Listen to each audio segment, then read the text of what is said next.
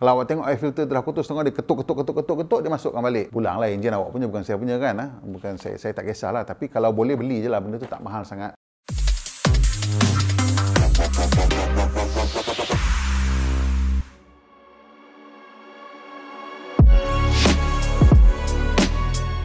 Assalamualaikum, selamat kembali ke KN Gear. Saya berharap awak suka perbincangan kita yang lepas tentang panduan asas untuk selenggara kereta, maklumat am. Tambahkan lagi beberapa perkara lagi. Hari ini kita ada 7 perkara yang kita akan bincangkan.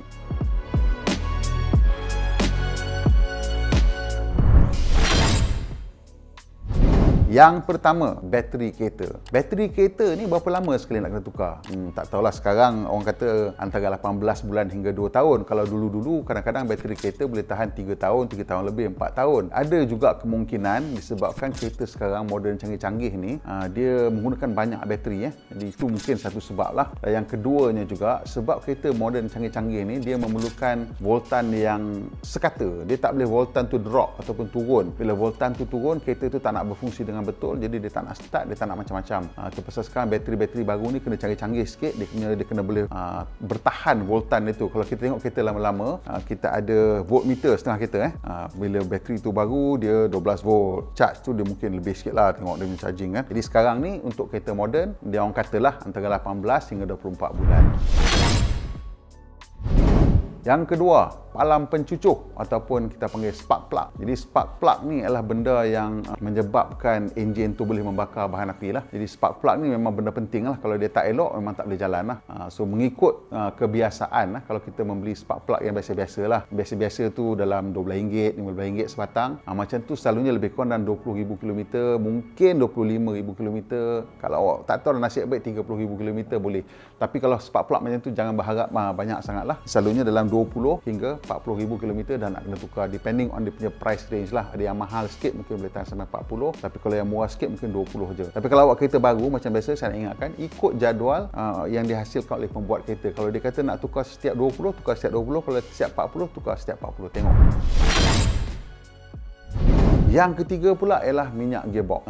Minyak gearbox ni, dia ada 2 jenis lah. Minyak gearbox yang manual dengan auto. Jadi untuk minyak gearbox ni, dia lebih kritikal untuk gearbox yang automatic ataupun CVT lah. Dia untuk automatic dengan CVT ni, pertama sekali kena ikut spesifikasi yang tepat lah. Dia ada spesifikasi dia, actually manufacturer akan beritahu jangan tukar. Itu memang ikut setepat-tepatnya apa yang dia bagi, kena ikut yang tu. Kalau awak tukar nanti kan menjadi masalah. Pasal dalam gearbox ni, kalau engine tu dia punya benda-benda yang dalam tu tak begitu halus. Tapi dalam gearbox dia macam-macam, sangat halus lah. Kalau kita tengok gearbox kan, beratur gear buat pusing kan. Jadi gigi gear tu dia memerlukan pelinciran yang bagus. Kalau tidak dia cepat haus. Jadi apa yang berlaku bila gigi gear haus, ialah dia akan bunyi. Gearbox tu akan berbunyi macam berdengung tu. Maksudnya gearbox tu gigi dia dah mula nak haus. Disebabkan apalah, tak tahulah, mungkin jarang tukar minyak ke apa ke, awak kasar dengan gearbox ke. So kena tukar minyak gearbox. Untuk kereta yang menggunakan automatic, selalunya dia lebih kurang dalam 30 hingga 40,000 km. Tak lebih pada tu lah. Untuk manual boleh lagi bertahan, mungkin dalam 60,000 km boleh lagi. Tapi macam mana pun kena tukar.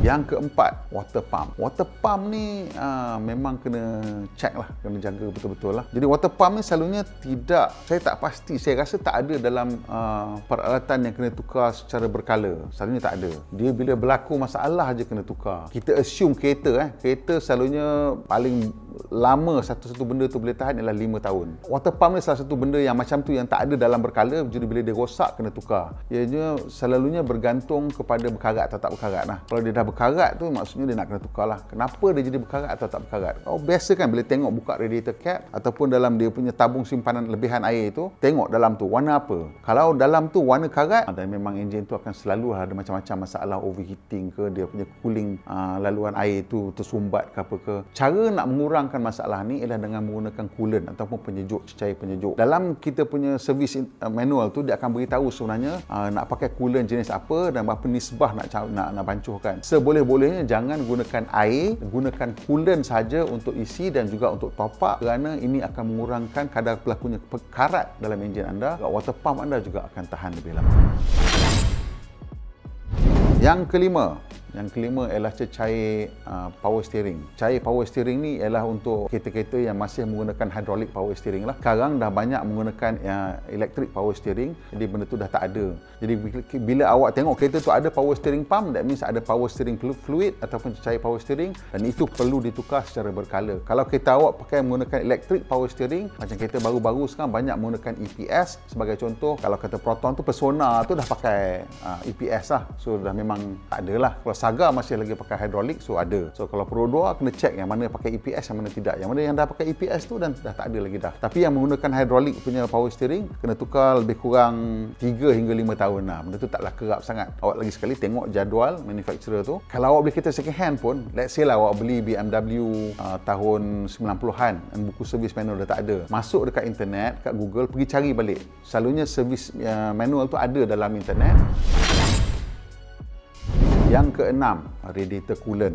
Ini penyejuk ni penting ni. Jadi macam saya cakap tadi, penyejuk ni pun dia sebenarnya ada jangka hayat dia. Jadi penyejuk yang ada dalam kereta yang kita pakai tu sebenarnya dia mengandung glycol. Di glycol ni dia dah lama-lama dia akan hilang lah dia punya property dia tu, jadi dia tak akan boleh bertindak sebagai pengalih haba yang bagus lah. So untuk kebanyakan kereta dia akan ada jadual penukaran dia, mungkin 2,5 tahun 3 tahun, selalunya 3 atau 4 tahun lah macam tu. So kalau kira dalam pembatuan tu dalam 50 hingga 60 ribu kilometer, kita dah kena tengok lah nak kena tukar. Kalau ada jadual macam saya cakap, ikut jadual tu. Tapi kalau kereta dah lama, tukarlah 50 ribu ke 60 ribu kilometer tu tukar.